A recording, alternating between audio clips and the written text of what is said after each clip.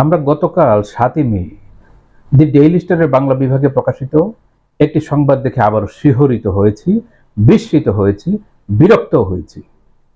দেশে টাকা লুটপাটের এরকম একটি আইনি প্রক্রিয়ার তীব্র নিন্দা ও ক্ষোভ প্রকাশ করছি। এই কাজে যুক্ত ও সহায়তাকারীদের শাস্তি দাবি করছি। আমদানিতে যুক্ত প্রতিষ্ঠানকে কালো তালিকাভুক্ত করারও দাবি জানাচ্ছি।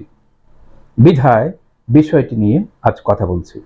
আপনারা পত্রিকায় দেখেছেন ১৬,০০০ টাকার নাটবল্টু ২,৫৯,০০,০০০ টাকায় আমদানি করা হয়েছে। শেষ পর্যন্ত কাস্টমসের সচেতনতায় পণ্য খালাস করতে ব্যর্থ হয়ে বহু চিঠি চালাচালি করে অবশেষে খোরা যুক্তি হাজির করে কর্তৃপক্ষ বলছে ভুল হয়েছে, পণ্যগুলো ভুলবশত আমদানি করা হয়েছে। এটা একটা মানবিক ভুল। আশ্চর্য লাগে, এত পড়ালেখা করে এত বড় বড় মানুষগুলো যখন এত বড় ভুল করে বসে, তখন মনে সন্দেহ জাগে, প্রশ্নও জাগে।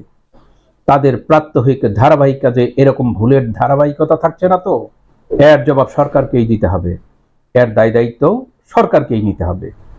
ভারত থেকে বিদ্যুতের টাওয়ারের জন্য ৬৮ কেজি নাটবল্টু এবং ওয়াশার আমদানি করা হয়েছে, যার প্রকৃত মূল্য হওয়ার কথা ছিল $১৪৮। অথচ রাষ্ট্রীয় মালিকানাধীন power grid company of Bangladesh limited আমদানি করেছে $২,৩৯,৬৯৫ দিয়ে, যা বাংলাদেশি মুদ্রায় প্রায় ২,৫৯,০০,০০০ টাকা। এসব সরঞ্জামের দাম বাজার দরের চেয়ে ১,৬১৯ গুণ বেশি ধরা হয়েছে। প্রতি কেজি $২.১৬ দরে এই চালানের প্রকৃত মূল্য হচ্ছে $১৪৮।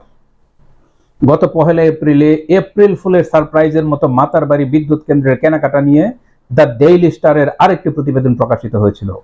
সেখানে দেখা যায় ১৪,৫০০ টাকা মূল্যের দুটি পাইপ কাটার কেনা হয়েছে ৯৩ লাখ টাকায়। ১,৮২,০০০ টাকায় দুটি হাতুড়ি কেনা হয়েছিল, যার প্রকৃত মূল্য ছিল ১,৬৬৮ টাকা। সেখানেও কোল পাওয়ার জেনারেশন কোম্পানি বাংলাদেশ লিমিটেডের কর্মকর্তারা হাস্যকর ও রসিকতাপূর্ণ যুক্তি দিয়েছিলেন। আমাদের প্রশ্ন হচ্ছে, স্বাধীনতার ৫৩ বছরে আমাদের অর্জনটা কি? কেন নাটবল্টু ওয়াশারের মতো জিনিস বাহিরের দেশ থেকে আমদানি করতে হয়? সরকারি বেসরকারি কেনাকাটায় এ সকল অপরাধ বারবার কেন সংঘটিত হতে পারছে? আমাদের দেশে না এত গোয়েন্দা সংস্থা রয়েছে? জাতীয় সংসদে মাননীয় প্রধানমন্ত্রী বারবার বলেছেন আমরা দুর্নীতিতে জিরো টলারেন্স।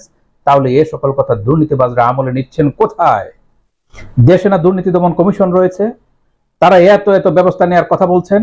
তাহলে দুদক সহ অন্যান্য আর্থিক প্রতিষ্ঠানগুলো কেনাকাটায় সরকারি বেসরকারি প্রতিষ্ঠানগুলো সম্মিলিতভাবে দুর্নীতি এবং আমদানি পণ্যের অধিক মূল্য দেখিয়ে দুর্নীতির মাধ্যমে দেশের বাহিরে ডলার পাচার বন্ধ করতে পারছেন না কেন?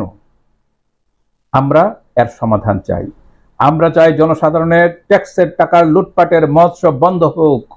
দোষীদের বিরুদ্ধে আইনি ও বিভাগীয় ব্যবস্থা গ্রহণ করা হোক, যেন ভবিষ্যতে এ ধরনের দুর্নীতি করার আগে অন্তত পক্ষে ভাবে যে হ্যাঁ, আমার বিরুদ্ধে ব্যবস্থা নেয়ার মতো সংস্থা রয়েছে, রাষ্ট্রীয় আইন রয়েছে।